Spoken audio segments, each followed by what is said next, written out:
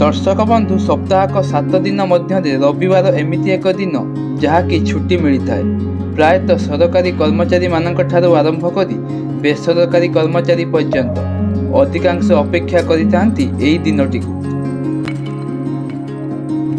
आपण माने केबे भाबिछंती कि सप्ताहक 7 दिन मध्य रविवार को कहीं छुट्टी दिन भाव में घोषणा करा जायछि? जदि आपण माने जानि नाहांती तेबे आसंतु जानिबा। सूचना अनुसार पूर्वर भारत में इंग्रेज शासन समय श्रमिक मानू प्रतिदिन काम करने को पड़ूला आउ साप्ताहिक छुट्टी मिलू नथिला।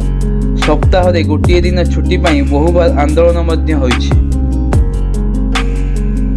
परवर्ती समय रे जने ब्रिटिश व्यक्ति रोमान अम्पेयर प्रचेष्टा फल प्रथम यूरोप रे रविवार को छुट्टी घोषणा करा जायथिला।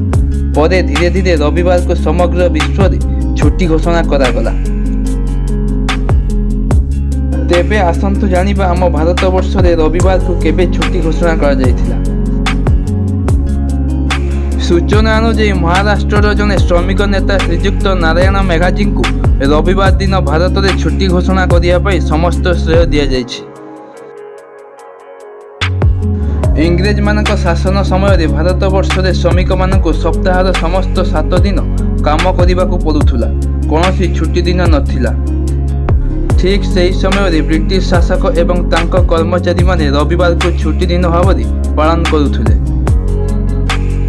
सही समय सेतेबेले भारत वर्ष में श्रमिक संगठन गुड़िक सृष्टि हेबाकु लागिले। सेमाने श्रमिक मानक पई सप्ताह रे गोटे दिन छुट्टी पाई आंदोलन कले।